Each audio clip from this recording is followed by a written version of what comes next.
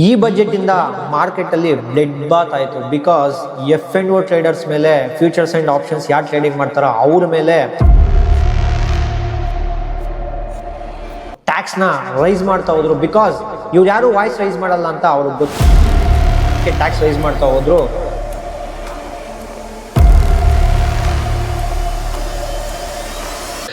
ನಮಸ್ತೆ Karnataka, welcome to the trading hub Karnataka.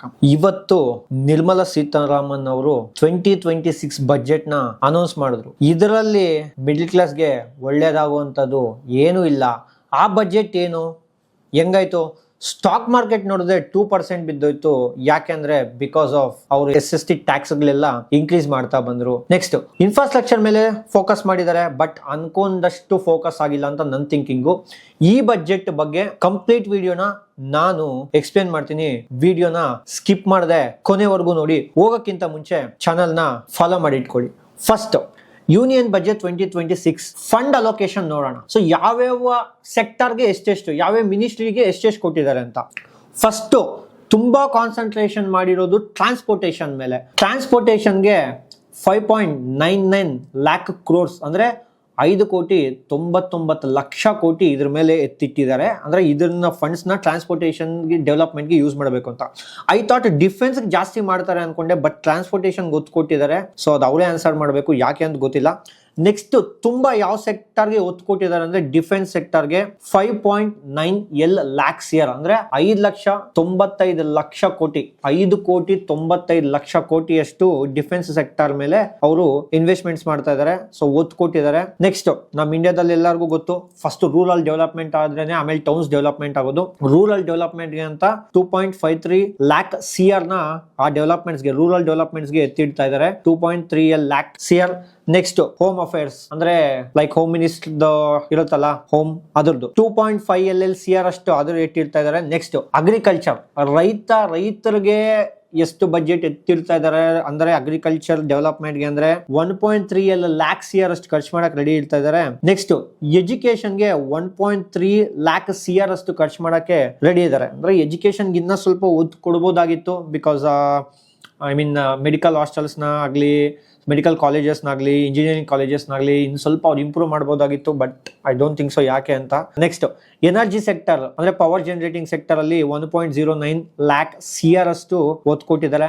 Main ಇರೋದು health, ಆ ಹೆಲ್ತ್ ಕಮ್ಮಿ ಮಾಡಿದ್ದಾರೆ. ಹೆಲ್ತ್ ಬಂದ್ಬಿಟ್ಟು 1,05,00,000 CR ಅಷ್ಟು ಇದು ಮಾಡಿದ್ದಾರೆ. Next urban development. So urban development ಅಂತೂ ಈ ಸಲ ಖಾಲಿ ಚಂಬೆ ಅನ್ಕೊಬಹುದು. 0.8 lakh CR ಅಷ್ಟು ಎತ್ತಿಟ್ಟಿದ್ದಾರೆ.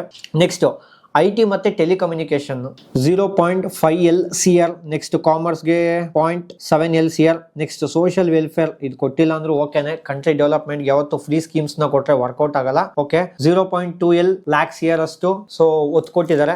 ಸೊ ನನಗೆ ಅನ್ಸಿದ್ದೇನು ಅಂದ್ರೆ, ಸೊ ನಾನು ಇನ್ನ ಎಕ್ಸ್ಪೆಕ್ಟ್ ಮಾಡ್ತಾ ಇದ್ದಿದ್ದೆ, ಅವ್ರ ಕಡೆಯಿಂದ ಜಾಸ್ತಿ ಎಕ್ಸ್ಪೆಕ್ಟ್ ಮಾಡ್ತಾ ಇದ್ದೆ. Because so it will boost up some sectors ಅಂತ. ಬಟ್ ನಾನು ಅನ್ಕೊಂಡಿದ್ದ ಪ್ರಕಾರ ಏನು ಅಷ್ಟು ಸೆಕ್ಟರ್ಸ್ ಏನು ಬೂಸ್ಟ್ ಆಗಿಲ್ಲ. ಸೊ ಈ ಬಜೆಟ್ ಅಲ್ಲಿ ನಾವು ನಮ್ಗೆ ಏನ್ ಚೀಪ್ ಆಗಿ ಸಿಗುತ್ತೆ, ಸೊ ಏನ್ ಚೀಪ್ ಆಗಿ ಟ್ಯಾಕ್ಸಸ್ ನ ಕಮ್ಮಿ ಮಾಡಿದಾರೆ ಅಂದ್ರೆ ಮೆಡಿಕಲ್ ಮೇಲೆ, ಡಯಾಬಿಟಿಸ್, ಕ್ಯಾನ್ಸರ್ಸ್ ಇರುತ್ತಲ್ಲ, ಸೊ ಅದ್ರ ಮೇಲೆ ಇದ್ದಿದ್ದಂತ 5% ಇದನ್ನ 2% ತಂದಿದ್ದಾರೆ. ನೆಕ್ಸ್ಟ್ ಶೂಸ್ ಆಗಿರ್ಬೋದು, CNG ಆಗಿರ್ಬೋದು, ಸೊ ಫಾರಿನ್ ಟ್ರಾವೆಲ್ ಆಗಿರ್ಬೋದು, okay, medicines for rare diseases ಆಗಿರ್ಬೋದು, ಎಕ್ಸ್ಪೋರ್ಟ್ಸ್ ಆಗಿರ್ಬೋದು, ಬ್ಯಾಟ್ರೀಸ್ ಆಗಿರ್ಬೋದು, ಮೈಕ್ರೋ ಓವೆನ್ಸ್ ಆಗಿರ್ಬೋದು, ಸೊ ಲೆದರ್ ಟೆಕ್ಸ್ಟೈಲ್ ಐಟಮ್ಸ್ ಆಗಿರ್ಬೋದು, ಇದನ್ನೆಲ್ಲ ಚೀಪರ್ ಮಾಡಿದ್ದಾರೆ. ಏನು ಕಾಸ್ಟ್ಲಿ ಜಾಸ್ತಿ ಆಗಿದೆ ಅಂದ್ರೆ, ಯಾರಾದ್ರೂ ಎಣ್ಣೆ, if you want to drink the liquor ಅಂದ್ರೆ ಲಿಕ್ಕರ್ ಮೇಲೆ ಟ್ಯಾಕ್ಸಸ್ ನ ಜಾಸ್ತಿ ಮಾಡಿದ್ದಾರೆ. ನೆಕ್ಸ್ಟ್ ಸ್ಕ್ರಾಪ್ ಐಟಮ್ ಮೇಲೆ ಜಾಸ್ತಿ ಮಾಡಿದ್ದಾರೆ.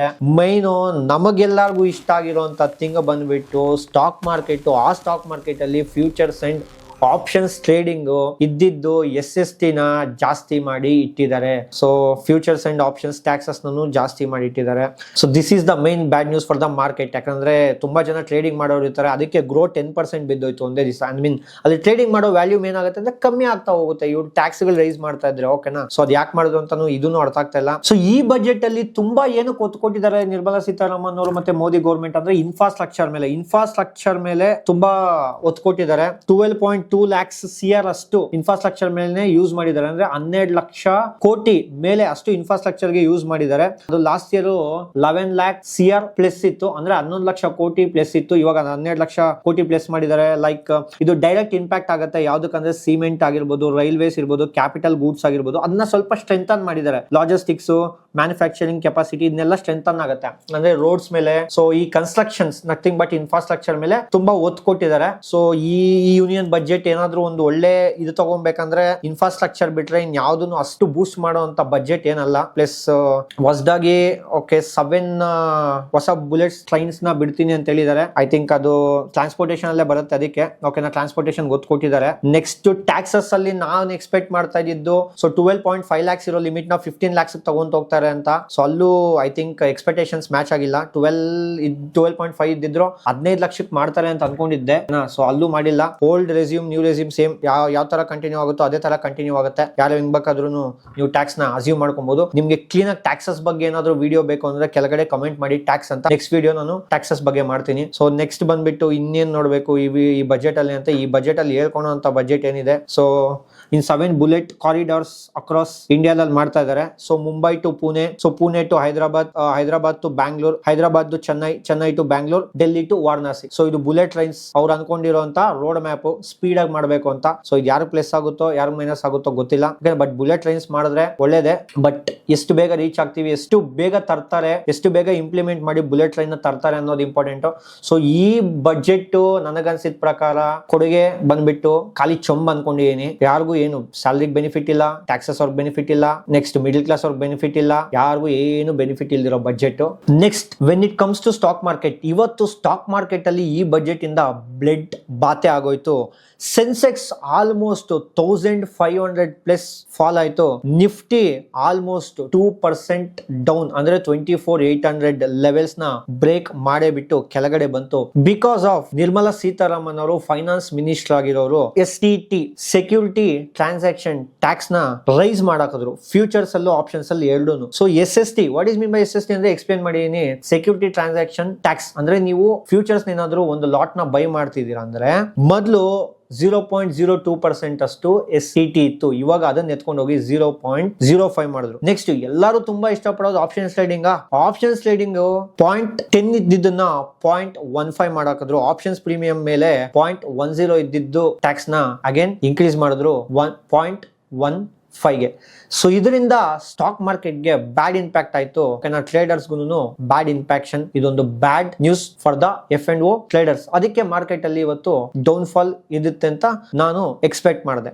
ನಥಿಂಗ್ ಬಟ್ ಅಂತ ಬೂಸ್ಟ್ ಆಗೋ ನಾವೇನ್ ಎಕ್ಸ್ಪೆಕ್ಟ್ ಮಾಡ್ತಾ ಇದ್ವಿ ಅಂದ್ರೆ LTCG ಇನ್ಕ್ರೀಸ್ ಮಾಡ್ತಾರೆ, LTCG ಕಮ್ಮಿ ಮಾಡ್ತಾರೆ, STCG ಕಮ್ಮಿ ಮಾಡ್ತಾರೆ, ಟ್ಯಾಕ್ಸ್ ನ ಸ್ವಲ್ಪ 12 ಲಕ್ಷದಿಂದ 15 ಲಕ್ಷಕ್ಕೆ ಮಾಡ್ತಾರೆ ಅಂದ್ರೆ ಅದೆಲ್ಲ ಒಂಥರ ಪ್ಲಸ್ ಆಗ್ತಿತ್ತು ಮಾರ್ಕೆಟ್ಗೆ. ಇವರು ಮಾರ್ಕೆಟ್ ಅಲ್ಲಿ F&O ಟಾರ್ಗೆಟ್ ಆಗಿ ಇಟ್ಕೊಂಡು ಇದನ್ನ ಮಾಡಿರೋದ್ರಿಂದ ಸೊ ಮಾರ್ಕೆಟ್ಗೆ ಅದು ಬ್ಯಾಡ್ ಇಂಪ್ಯಾಕ್ಟ್ ಆಯ್ತು. ಏನೇ ಮಾರ್ಕೆಟ್ ಬ್ಯಾಡ್ ಇಂಪ್ಯಾಕ್ಟ್ ಆಗಿರ್ಲಿ, ನಿಫ್ಟಿ ಯಾವತ್ತು ಮೇಲೆ ಹೋಗುತ್ತೆ, ಭಯ ಪಡಬೇಡಿ. ಏನೇ ಆದ್ರೂ ನಮ್ಮ ಇಂಡಿಯಾದಲ್ಲಿ ಅಭ್ಯಾಸ ಮಾಡ್ಕೊಂಡ್ಬಿಡ್ತಾರೆ ಅಷ್ಟೇ. ನಾನು 30% ಮಾಡಿದ್ರು ನೀವು ರೈಸ್ ಮಾಡಲ್ಲ ವಾಯ್ಸ್ ನ, 20% ಮಾಡಿದ್ರು ವಾಯ್ಸ್ ನ ರೈಸ್ ಮಾಡಲ್ಲ. ಓಕೆ, ನಾ ಹಂಗೆ ಇರ್ತೀವಿ. ಬಟ್ ಅಭ್ಯಾಸ ಆಗತ್ತೆ, ಇದು ಸ್ವಲ್ಪ ದಿನ ನಡಿಬೋದಷ್ಟೇ, ಮತ್ ಮಾರ್ಕೆಟ್ ಮೇಲೆ ಹೋಗುತ್ತೆ.